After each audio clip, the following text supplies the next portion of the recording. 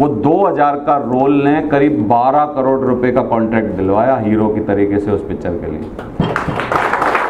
हाथ पे हाथ रख के बैठने को पेशेंस नहीं बोलते। ना रिजल्ट मिले उसके बावजूद भी क्या आप में काम करने की हिम्मत है, इसको पेशेंस बोलते हैं। इतना काम करें, इतनी मेहनत करें कि हमसे अपलाइन ये ना पूछे कैसे हो, हमसे अपलाइन ये पूछे कहाँ हो। 3 चीजें अपने अंदर लाइए, टीचेबल बनिए, कोचेबल बनिए और करेक्टेबल बनिए। क्योंकि हम बहुत जगह पर वही काम करते हैं जो हमसे चाहा जा रहा है, भले हमारी इच्छा हो, भले हमारी इच्छा ना हो, लेकिन इस बिजनेस में हम वो नहीं करते जो हमसे चाहा जा रहा है। और आप क्यों नहीं पहुंच पा रहे या क्यों नहीं आगे बढ़ रहे? जो आपसे अपलाइन और डाउनलाइन चाह रही है वो आप नहीं कर रहे। सक्सेस एटीट्यूड साथियों, P for patience, A for attitude, T for teachability, H for honesty. ये लगती ऐसी बातें हैं सर, इनको तो हम 4 साल से सुन रहे हैं, 5 साल से सुन रहे हैं, लेकिन हम करते नहीं हैं, इसलिए गड़बड़ होती है। अभी बहुत ध्यान से समझ लो एक बार। पेशेंस क्या है? पेशेंस वो नहीं है कि आज हमारा कोई काम नहीं हुआ या हम पे कोई प्लान नहीं है तो चादर लेके सो जाएं, इसको पेशेंस नहीं बोलते। यानी हाथ पे हाथ रख के बैठने को पेशेंस नहीं बोलते भाई साहब। सुबह अगर किसी ने आपको ना किया यानी जम के तमाचा मारा तो इस गाल को सहराते रहो कि कोई बात नहीं, और इसी गुस्से में दोपहर में दूसरा प्लान दिखाओ, इसको पेशेंस बोलते हैं। समझ आ रहा है? और फिर दोपहर में भी दूसरे गाल पे भी दिया तो दोनों सहरा। क्या करें? सही है। और शाम को फिर जाके तीसरा प्लान दिखाओ। कितने लोग बोलते हैं इसको कहते हैं पेशेंस।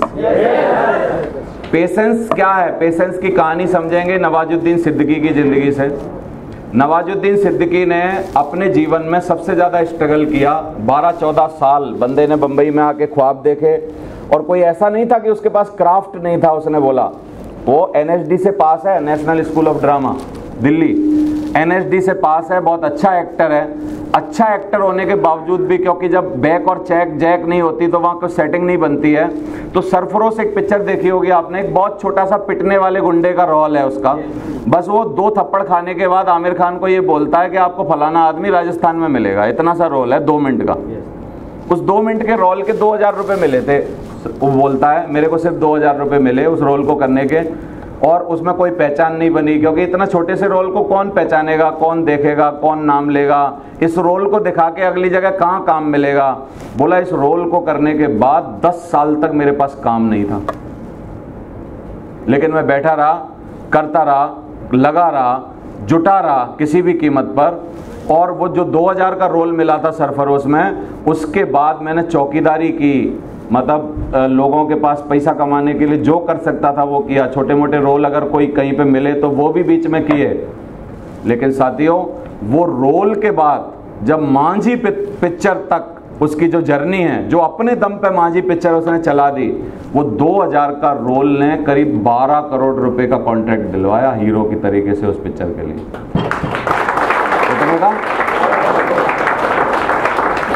कितने लोग बोलते हैं अगर वो पट्टा गिव अप कर देता, हार जाता, बोला अब नहीं हो रहा भाई, क्या होता?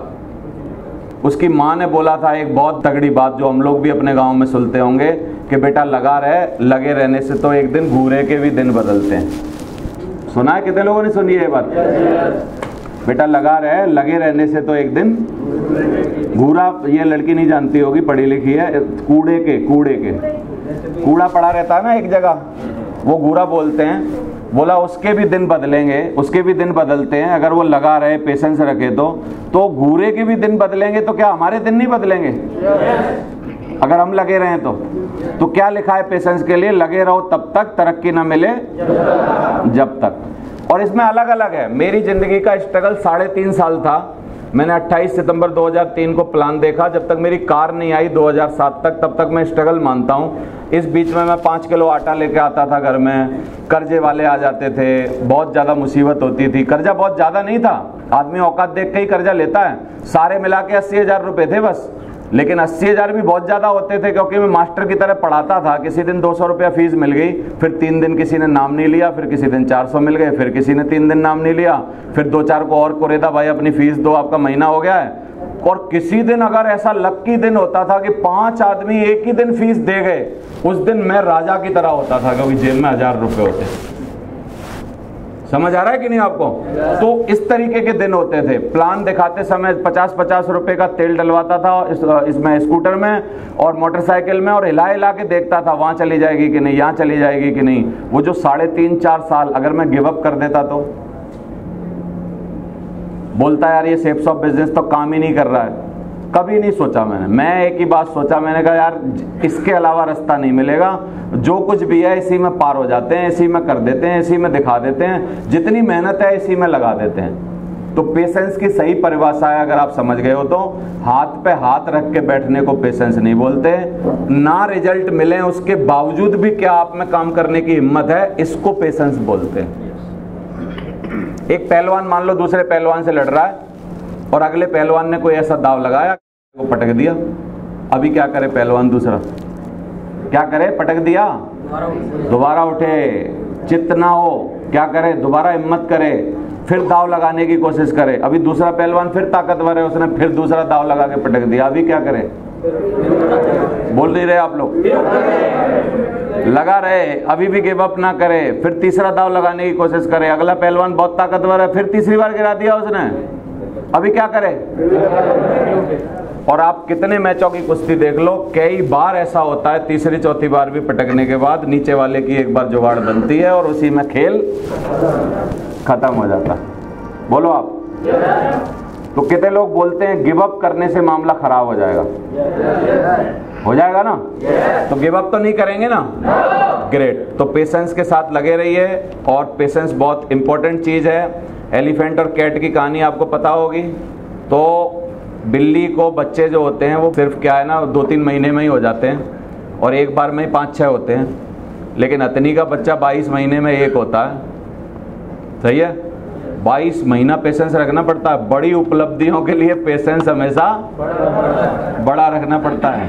समझ में आ रहा है? तो इसलिए पेशेंस बड़ा बहुत जरूरी है। काम शुरू किया है तो खत्म करने की आदत डालो। एटीट्यूड क्या है? एटीट्यूड सिर्फ एक ही चीज सीखनी है आपको, कि हमेशा हम इस तरीके का एटीट्यूड रखें, इतना काम करें, इतनी मेहनत करें कि हमसे अपलाइन ये ना पूछे कैसे हो, हमसे अपलाइन ये पूछे कहाँ हो। क्या पूछे? कहाँ हो। कहाँ हो किससे पूछा जाता है? ऐसे आदमी से नहीं पूछा जा सकता जो 24 घंटे बेड पे ही मिलेगा अपने। जो 24 घंटे बेड पे मिलेगा उससे तो ये पूछना पड़ेगा कैसे हो, मर तो नहीं रहे, क्योंकि जा ही नहीं रहा कहीं आदमी।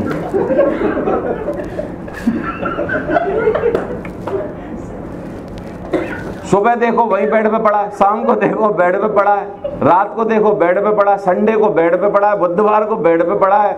अब क्या पूछेगा अगला आदमी? बोला भाई हेलो, हाँ मरने में कितने दिन हैं? क्या करें? अपलाइन को ये पूछना पड़े कि कहां हो, यानी आपके पैर में इतना चक्कर होना चाहिए, सुबह नोएडा, शाम को गुड़गांव, दोपहर में वहां, दोपहर में यहां, शाम को वहां। आदमी को अपलाइन को पता होना चाहिए भाई मैं बड़े मेहनती जुनूनी आदमी से बात कर रहा हूं, 1 मिनट उससे पूछ लूं है तो कहां। हालचाल ना पूछने पड़े। हालचाल किन के पूछने पड़ते हैं? जो डेली नए नए बहाने देते हैं। शाम को पूछो अच्छा था, सुबह एकदम सुबह 6:30 बजे पैनल के टाइम पूछोगे हाँ भाई तो रात को बुखार आ गया। क्या हो गया? रात को बहुत बुखार आ गया सर।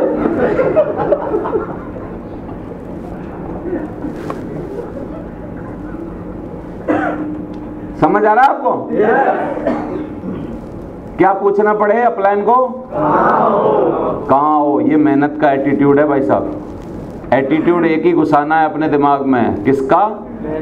मेहनत का। छोटी मोटी चीजों को अवॉइड करो। आपको लग रहा है हम बीमार नहीं होते होंगे? कुछ अमरावती खा रखी है क्या हमने? ऐसा नहीं है ना। लेकिन आप सोच के बताओ किस मीटिंग में आपने नदारत देखा मेरे को? कोई मीटिंग देखी जिसमें मैं नहीं आया? आपने सुना वो शर्मा जी बीमार हो गए, सुना कभी? ऐसा क्यों नहीं होता? होंगे बीमार लेकिन गोली खा के बैठे रहेंगे। ये एटीट्यूड मैंने नहीं बनाया है, इस एटीट्यूड ने मेरे को बनाया है एक्चुअली। मेरी बात समझ में आ रही है कि नहीं आपको? तो आप लड़ने का एटीट्यूड बनाइए, चीज़ों को कैसे निकाल सकते हैं, तकलीफ में कैसे काम कर सकते हैं, वो एटीट्यूड बनाइए। टीचेबिलिटी रखिए, हमेशा सीखते रहिए और 3 चीज़ें अपने अंदर लाइए। टीचेबल बनिए, कोचेबल बनिए और करेक्टेबल बनिए। टीचेबल, कोचेबल, करेक्टेबल क्या होता है कि टीचेबल का मतलब क्या है कि आपको सिखाए जाने योग्य बनिए। आप बार बार अगर आपका अपलाइन कोई बोल रहा है तो आप ये मत बोलिए सर ऐसा तो मैं कर लेता हूं, ऐसा तो मैं कर लूंगा। यार वो बोल रहा है, थोड़ा सुन ले ढंग से, कुछ गलती होगी इसीलिए तो बता रहा है, बेवकूफ थोड़ी है। टीचेबल रहिए, कोचेबल रहिए। आपको कोच किया जा सकता हो। कोच किनको किया जाता है? जो कोच होने लायक होते हैं। और करेक्टेबल रहिए, अगर कहीं गलती कर रहे हैं और आपको कोई बता रहा है कि बेटा तेरे से ये गलती हो रही है, तो तुरंत उसको मान के बोला सर आगे से आप ऐसी बात नहीं देखोगे, आज ही से इसको कट्टा लगा दूंगा, आज से इसके बाद कोई गलती नहीं होगी। समझ आ रहा है कि नहीं आपको? आगे बढ़ने वाले लड़के के ये चांस होते हैं। और एक बार क्या है, चाय की दुकान पे ना कुछ कप पड़े थे, इसको समझो कैसे कैसे थे। कुछ तो ऐसे उल्टे पड़े थे, ये देख रहे हो, 2 ऐसे, मुंह नीचे पीठ ऊपर, सही है। कुछ ऐसे पड़े थे आड़े, आड़े दिख रहे हैं आपको ऐसे, और कुछ थोड़े बहुत कम थे जो ऐसे सीधे खड़े थे। अभी 5 मिनट बाद अगर बारिश होगी तो कौन से वाले कप में सबसे ज्यादा पानी जाएगा? अब ये 150 आदमी जो यहाँ बैठे हैं ना, उनमें से कई तो ऐसे पड़े हैं, बोला हमको जो भी सिखा लो आप। कई पड़े हैं ऐसे, बोला थोड़ा बहुत जितना होगा ले लेंगे, बोला बाकी सारा घुसेड़ने के चक्कर में मत रहना, हमने बाप की नहीं मानी, तुम्हारी कैसी मानेंगे?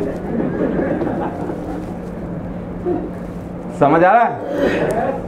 कुछ बहुत कम लोग होते हैं जो हमेशा सीखने के पात्र होते हैं। उनको कुछ भी बताओ, कुछ भी बताओ, कुछ भी समझाओ, मतलब उनको करेक्ट किया जा सकता है। These are the teachable people, और ये लोग हमेशा आगे बढ़ते हैं। ऑनेस्टी रखिए अपने आप से, ईमानदारी इस बात की कि आप कभी भी अपने से ना करने के बहाने बनाना बंद कर दीजिए। यानी जो आपसे चाहा जा रहा है अपलाइन के द्वारा, डाउनलाइन के द्वारा, वही करिए, अपना दिमाग मत लगाइए उसमें। चाहा जा रहा है, सब लोग हम में से दावत खाने के लिए अच्छे से अच्छे कपड़े पहन के जाते हैं, लोअर टी शर्ट में क्यों नहीं जाते? 2 पट्टी की चप्पल पहन के क्यों नहीं जाते? मैं आपसे पूछता हूं। क्योंकि वहां ये चाहा जा रहा है कि दावत खाने के लिए आदमी अच्छे कपड़े पहन के आए, और हम इसलिए जाते हैं। जा सकता है कोई? हिम्मत है तुम में से? लोअर टी शर्ट पहनी, 2 पट्टी की चप्पल पहनी, बोले लाओ दावत खाने जा रहे हैं। क्यों?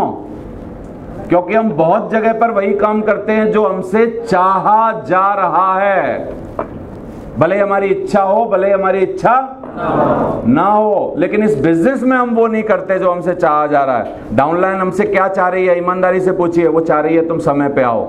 डाउनलाइन हमसे चाह रही है तुम सुबह के पैनल पे जुड़ो।